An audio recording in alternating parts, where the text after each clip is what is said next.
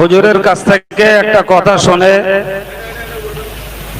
আমরা মানসিক ভাবে দুঃখিত যে আজও হুজুরকে জন্য প্রকারান্তরে তাকে মানসিক ভাবে বাধা সৃষ্টি করা হয়েছে।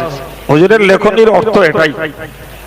যাই হোক, আমি এইটুকু বলি, এর আগেও এমন রেকর্ড আমাদের কাছে আরো আছে। হুজুর আজকে সব ছাপিয়ে এসেছেন। যারা এই ধরনের হীন মন্যতার পরিচয় দিচ্ছে, আল্লাহ তাদের হেদায়েত দিন, এই দোয়া করি। মাতিন সাহেব অল্পই বলেছেন যে অন্তর থেকে সিলসিলা যাবে না। আমি একটু বেশি করে বলছি, আজ অল ইন্ডিয়া সুন্নতুল জামাতের সমস্ত কর্মকাণ্ড ওই সিলসিলার ধারক বাহক হিসাবে কাজ করছে। এই জামিয়া রহমানিয়ার ছাত্র সেই সিলসিলারই সৈনিক তৈরি হচ্ছে। কি দরকার ছিল ভাই?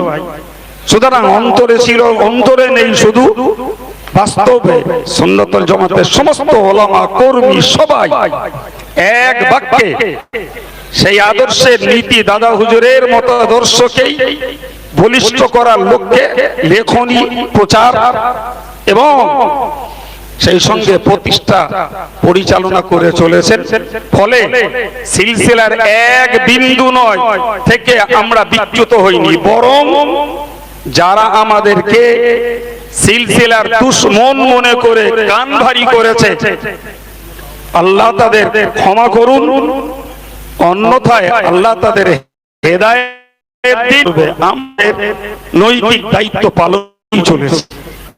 কি হুজুর ঠিক বলেছি তো? তাই জানাজা হবে।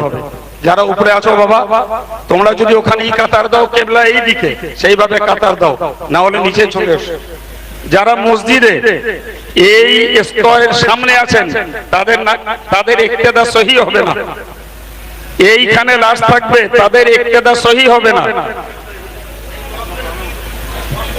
যারা এই স্তরের পিছনে আছেন, তাদের ইক্তেদা সহি হবে না। আল্লাহর রাস্তায় জানাজা পড়তে চেষ্টা করে ইমামের